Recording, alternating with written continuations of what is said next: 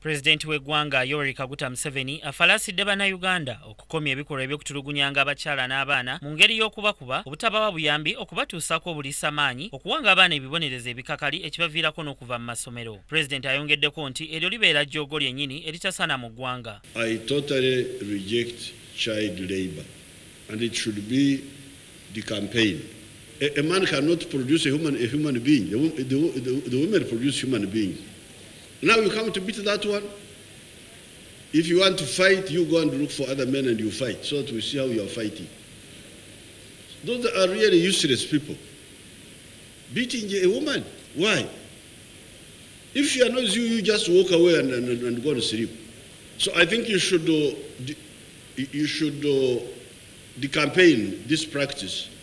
Wabula y'omulwanyirizi w'eddembe ly'abakyala Miriam Matembe agamba nti kirungi okuleeta etteeka erikomya okutulugunya kw'abakyala n'abaana naye ebyembi amateeka tegatera kugobererwa wano mu ggwanga. Gavumenti yaffe eno eya Uganda kwe kukola policies n'okola laws n'oteekako programs ezitali implemented kubanga teri ssente, teri mechanism, teri institutions for implementing them. Oluvannyuma lwa Pulezidenti Museveni okwogerako eri eggwanga atongoza etteeka ly'okutulugunyizibwa okusinziira ku kikula ky'abantu kiyite Gender Based Violence Policy nga kaweefube ono atambulidde ku mulamwa gw'eddembe okuva mu maka okudda mu ggwanga lyonna okusobozesa okubangula kwa bonna kiyite From Peace in the Home to Peace in the Nation Making Education for All. Abakungu ababadde mu lukuŋŋaana luno basabye Pulezidenti wamu n'ababaka ba Parliament okuyisa n'etteeka erifuga obufumbo n'okwawukana. Ssenyonga Beka Mulinde, Crack Kingdom TV, amalindirire.